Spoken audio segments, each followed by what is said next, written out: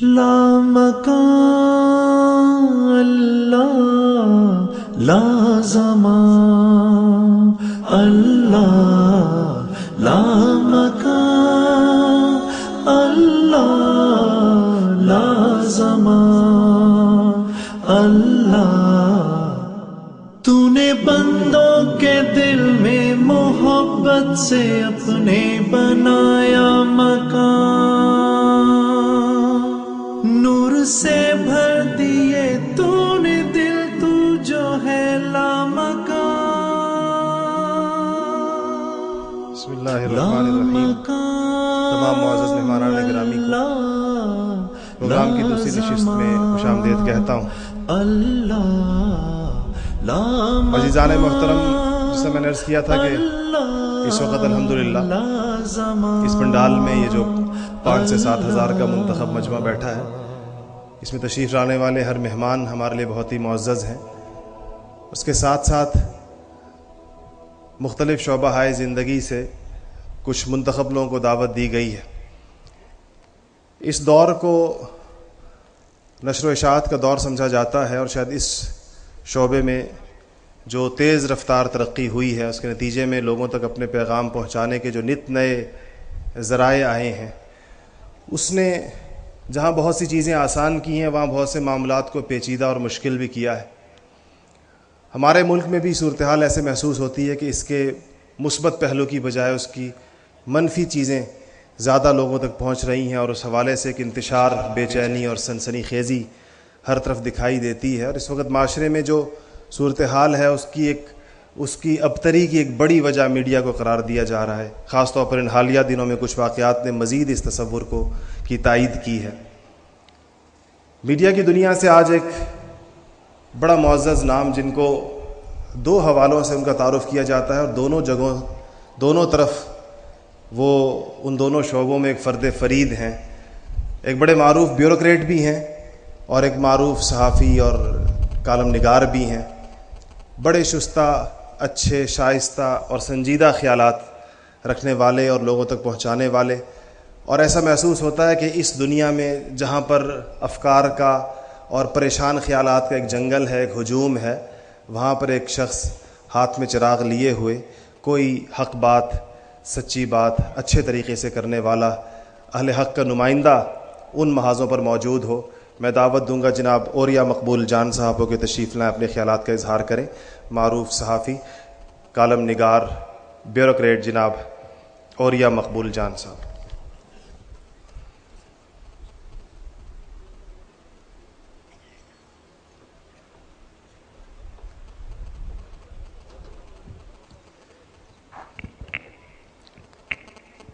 نحمدہ ونصلی علی رسولہ الکریم۔ بسم اللہ الرحمن الرحیم۔ رب اشرح لی صدری ویسر لی امری واحلل عقدۃ من لسانی یفقہوا قولی۔ صدق اللہ العظیم۔ تمام تعریفیں اور حمد و ثنا اس مالک کائنات کے لیے کہ جس نے آپ لوگوں کو اپنے راستے پر چلنے کے لیے چن لیا، اور یہ اس کا انعام ہے کہ وہ اپنے لیے کچھ لوگوں کو منتخب کرتا ہے جنہیں وہ حزب اللہ کہتا ہے۔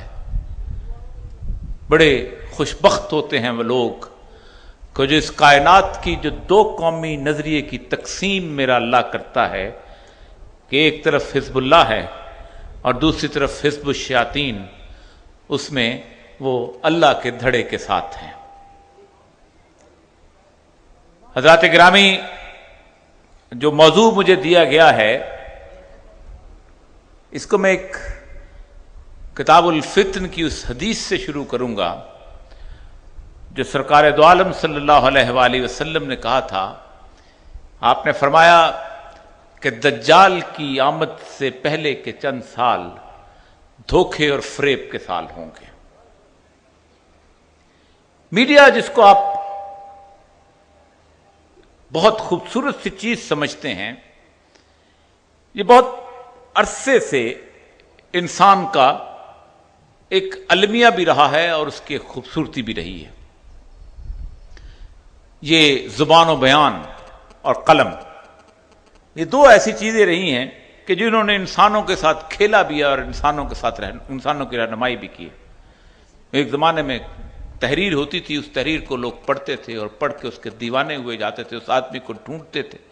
صدیوں سفر کرنے والے اور مدتوں چلنے والے لوگ کہ جو وہاں جا کے کہیں بیٹھتے تھے اور اس کو کہتے تھے کہ کون ہے وہ شخص کہ جس نے یہ تحریر لکھی جو ہم تک پہنچی ہے، اور پھر اس کی دستبوسی کر کے واپس چلے جاتے تھے. پھر زمانہ آیا جب لوگ گفتگو کرنا شروع ہوئے، جب بڑے بڑے جلسے آئے، یہ لاؤڈ سپیکر آئے اور لوگوں نے پوری رات انسانوں کے جذبات کے ساتھ کھیلا بھی اور ان کی رہنمائی بھی کی اور ان کو راستوں سے بھٹکایا بھی. آج کا دور ان چھوٹی چھوٹی چیزوں سے بالکل مختلف ہے. یہ جو میڈیا ہے یہ میرے اور آپ کے گھر تک پہنچا ہوا ہے. آپ صبح سویرے اٹھتے ہیں اور اس کے چائے کی کپ کے ساتھ اخبار پڑھتے ہیں اور آپ گھر کے بیڈ روم میں بیٹھ کے اس میڈیا کو دیکھ رہے ہیں ایک فرد کی حیثیت سے. یہ کس وجہ سے ہے اور یہ کیوں ہے اور ایسا کیوں کیا گیا؟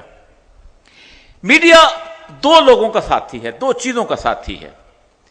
ایک کارپوریٹ کلچر کا ساتھی ہے اور ایک اس کی بنیاد پہ بنے ہوئے اس بینکنگ نظام کا ساتھی ہے. آپ کا پورا کارپوریٹ کلچر جسے ہم سرمایہ دارانہ معیشت کہتے ہیں، جس کی کوئی اخلاقیات نہیں ہے، جو پیٹ جس کے ساتھ لگا ہوا ہے اور جس نے اتنا کمانا ہے کہ اس وقت 421 افراد دنیا میں ایسے ہیں کہ اگر ان کی دولت تقسیم کر دی جائے تو دنیا میں کوئی بھوکا نہ رہے، دنیا میں کوئی گھر ایسا نہ ہو جہاں صاف پانی میسر نہ ہو، دنیا میں کوئی گاؤں ایسا نہ ہو جہاں تعلیم میسر نہ ہو، کوئی جگہ ایسی نہ ہو جہاں اسپتال نہ ہو. 421 لوگ. اس لیے کہ ان 421 کو میڈیا کی سواری کے ذریعے کارپوریٹ کلچر نے اوپر لا کے کھڑا کیا ہے. آج سے 400 سال پہلے کبھی تیمور جاتا تھا سبزوار فتح کرنے تو اس علاقے کے لوگ کہتے تھے کہ ہم تمہیں 5000 گھوڑے دیتے ہیں، ہم تمہارے فوجیوں کو ساز و سامان دیتے ہیں، ہم تمہیں خوراک کے گودام تمہارے ساتھ کر دیتے ہیں، جب تم سبزوار فتح کرو اور یا نیشا پور فتح کرو تو ہمارا بھی خیال رکھنا. جب سبزوار فتح کرتا تھا، نیشا پور فتح کرتا تھا، مشہد فتح کرتا تھا، اصفہان فتح کرتا تھا، پورے ایران میں حکومت ہوتی تھی. جس نے اس کو پیسے دیے ہوتے تھے، جس نے اس کو گھوڑے دیے ہوتے تھے، جس نے اس کو آدمی دیے ہوتے تھے، اس شخص کو کبھی سپہ سالار بنا دیتا تھا، 5000 منصب دے دیتا تھا، کسی کو گورنر بنا دیتا تھا، کوئی بہت اچھا پسند آیا جس نے بہت خدمت کی تو اس کو وزیر اعظم بنا دیتا تھا. یہ جب دنیا بدلی ہے تو ان سارے کے سارے لوگوں نے کہ جو دولت کے ذریعے سے، طاقت کے ذریعے سے، افرادی قوت کے ذریعے سے غلبے کیے ہوئے تھے، انہوں نے کہا اب تو دنیا کو ہم اس طرح کنٹرول نہیں کر سکتے.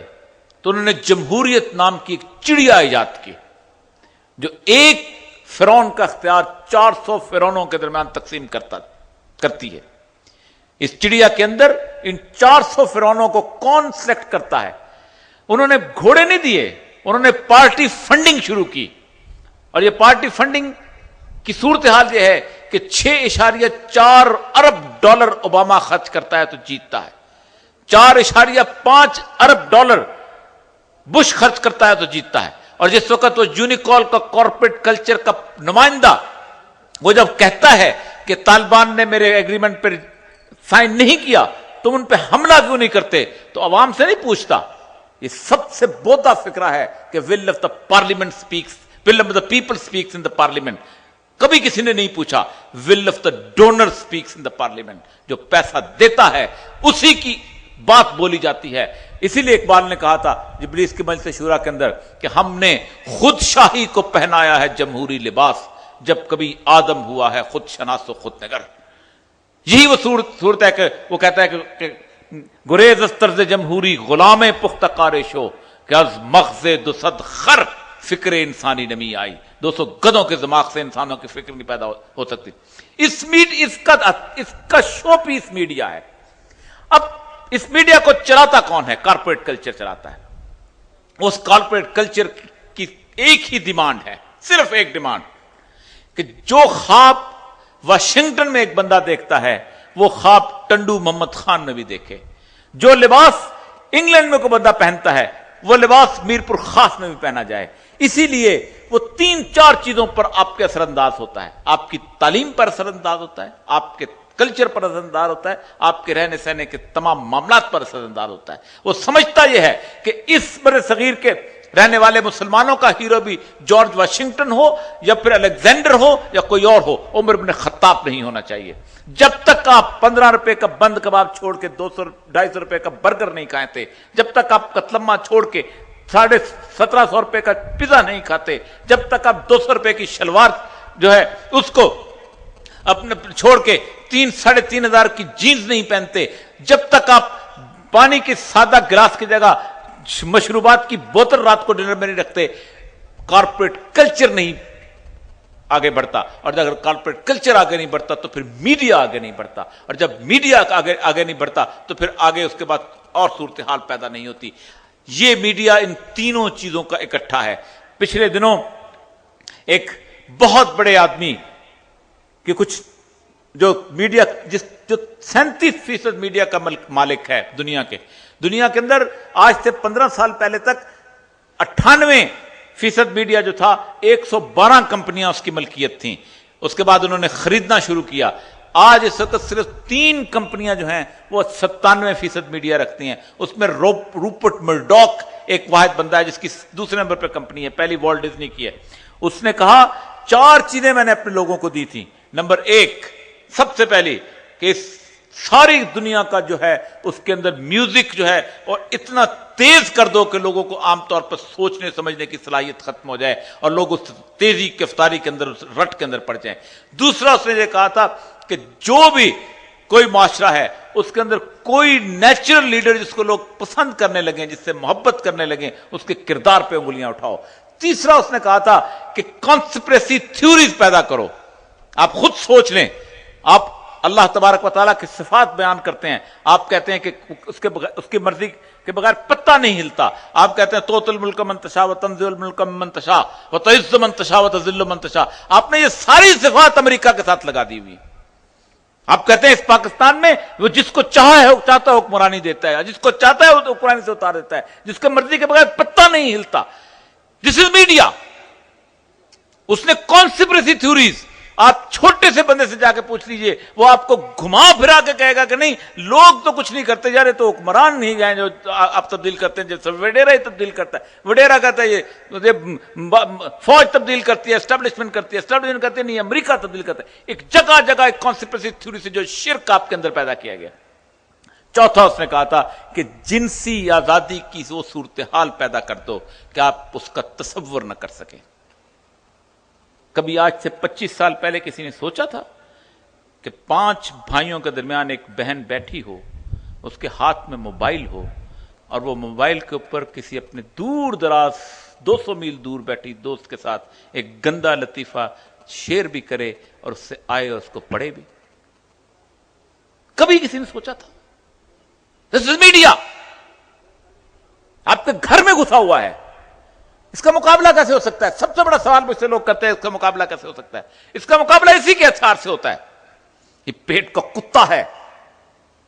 मैंने गुज़श्ता दिनों एक जगह खड़े हुए मुझे किसी का मुकाबला कैसे होता है, मैंने कहा पिछले दिनों मीडिया ने सर्वे करवाया, इसी कॉर्पोरेट कल्चर ने सर्वे करवाया कि पाकिस्तान में कितनी औरतें हैं जो हिजाब पहनती हैं।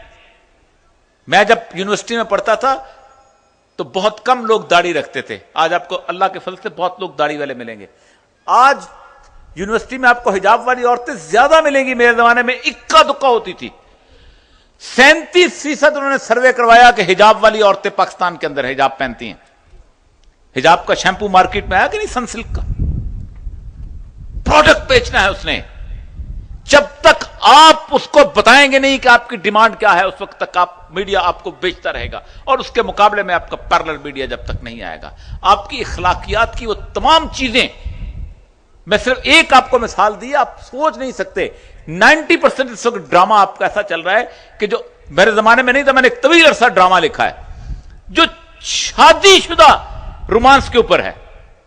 जोड़े, बीवी का कोई और दोस्त है और खामन की कोई और दोस्त बैठी हुई है, ہمارے زمانے میں سے پہلے کبھی ڈراموں میں ایسی صورتحال نہیں ہوا کرتی تھی. جان بوجھ کے ایک کلچر بلڈ کیا جاتا ہے, ایک خاندانی یونٹ کو توڑنے کی صورتحال کی جاتی ہے, اس کو پالیسی میکرز کرتے ہیں. ایک اور بات یاد رکھیں, 50% سے زیادہ ایسے لوگ ہیں ہمارے میڈیا کے اندر کام کرنے والے کہ جو نمازیں پڑھتے ہیں, اللہ کو مانتے ہیں, رسول کی تعلیمات پہ عمل کرتے ہیں, لیکن چونکہ پالیسی اوپر ایسی ہے ان کے لیے کام کرتے ہیں.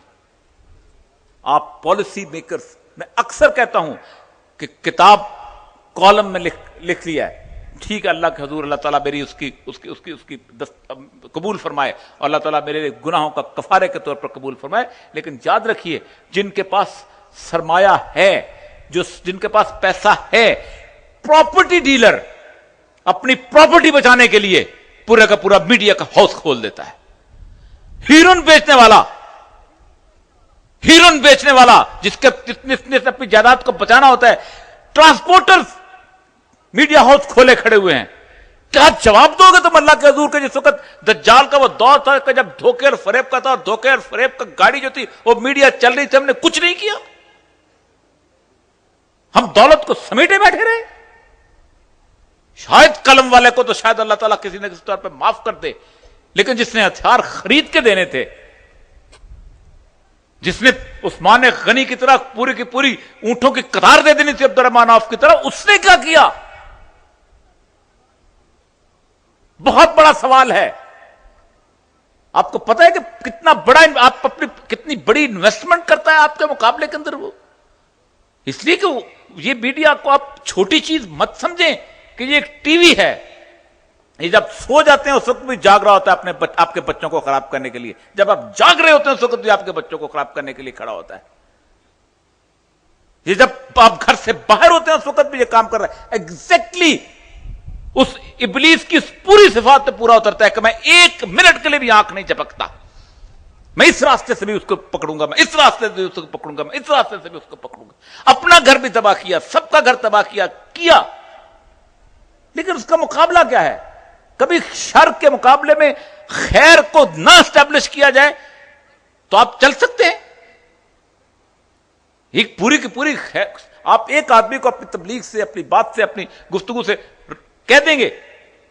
لیکن مجھے آج بھی یاد ہے, ایوان رڈلی جو طالبان کے خل میں ٹائم چاہتا ہوں لے رہا ہوں, ایوان طالبان کی قید سے جس نے مسلمان ہوئے, پہلا کام اس نے وہاں جا کے کیا جب اس نے حجاب پہنا ہے اور اس کے بعد پوری قرآن کی تعلیمات, پہلا کام اس نے یہ کیا ہے, ایک اس نے سوشل آرگنائزیشن بنائی ہے, اور دوسرا کام اس نے کیا ہے کہ اسلام چینل کھولا ہے. وہ کہتی ہے 2 سے 3 افراد روز کے مسلمان ہو رہے ہیں انگلینڈ کے اندر, 3 سے 4 افراد فرانس کے اندر ہو رہے ہیں.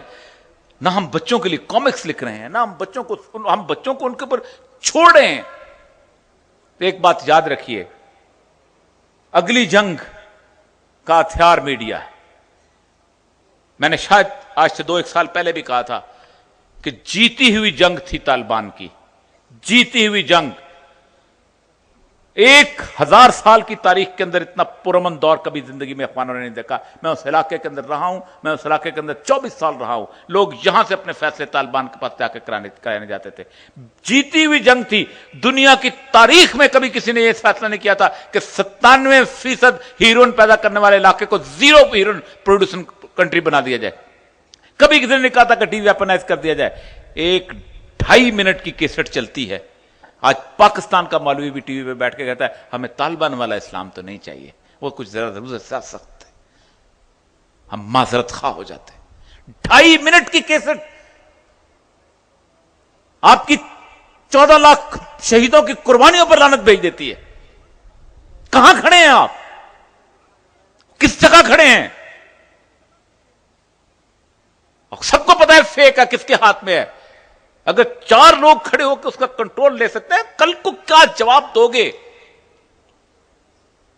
ہم نے 100 منزلہ پلازا بنا دی اور 15 منزلہ پل بنا دی اور اس کے اندر یہ صرف کر دیا.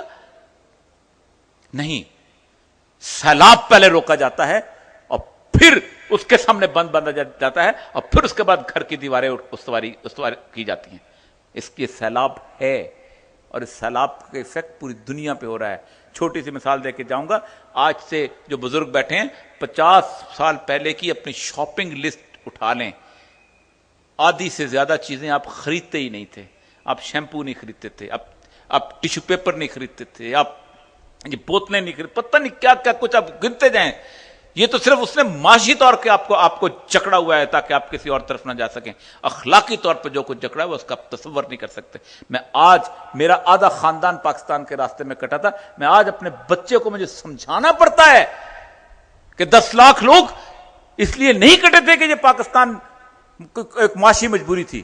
مجھے کل اس کو بتانا پڑا اس کے اپنے پوتے کے سطح کے بچے کو کہ بیٹا دیکھو ہم وہ قوم ہیں کہ جس نے 1400 سال کے بعد دوبارہ بدر پیدا کیا تھا. کہ ابو قحافہ نے کہا تھا کہ دیکھو بیٹا تمہاری گردن میری تلوار کے زد میں آ گئی تھی اور میں نے تمہیں چھوڑ دیا, اور ابو بکر صدیق رضی اللہ تعالیٰ نے کہا تھا میری زد میں آتی تو اسی وقت قتل کر دیتا. ہم نے کہا تھا میں محمد حسین چیمہ ہوں اور یہ ارجن داس چیمہ ہے, میرا دادا ایک تھا, میں ساگ ایک طرح کا کھاتا ہوں, میں بھنگڑا ایک طرح کا ڈالتا ہوں, میرے ہاں مہندی ایک طرح کی, لیکن یہ میرا بھائی نہیں ہے کوئی لا الہ الا اللہ محمد رسول اللہ نہیں پڑھتا کہتا. ہم نے کہا تھا یہ نذیر حسین انڑ ہے اور یہ گردن داس انڑ ہے, ہم اجرک بھی پہنتے ہیں, ہم الغوزہ بھی بجاتے ہیں, ہم سب کچھ کرتے ہیں, لیکن میرا بھائی نہیں ہے. ہم نے 10 لاکھ لوگ دفن کیے تھے اس جگہ پر. مجھے سمجھانا پڑتا ہے this is media, this is what going on with us. مجھے انگریزی بولنی پڑ رہی ہے لیکن ایک بات یاد رکھیے, اگر اس سیلاب کو نہ روکا, اگر اس سیلاب کے مقابلے میں آپ کا سیلاب اس کو واپس پلٹنے کے لیے نہ آیا, آپ بنیادیں استوار کرتے جائیں, دیمک آپ کو کھاتی جائے گی. وآخر دعوانا الحمدللہ رب العالمین.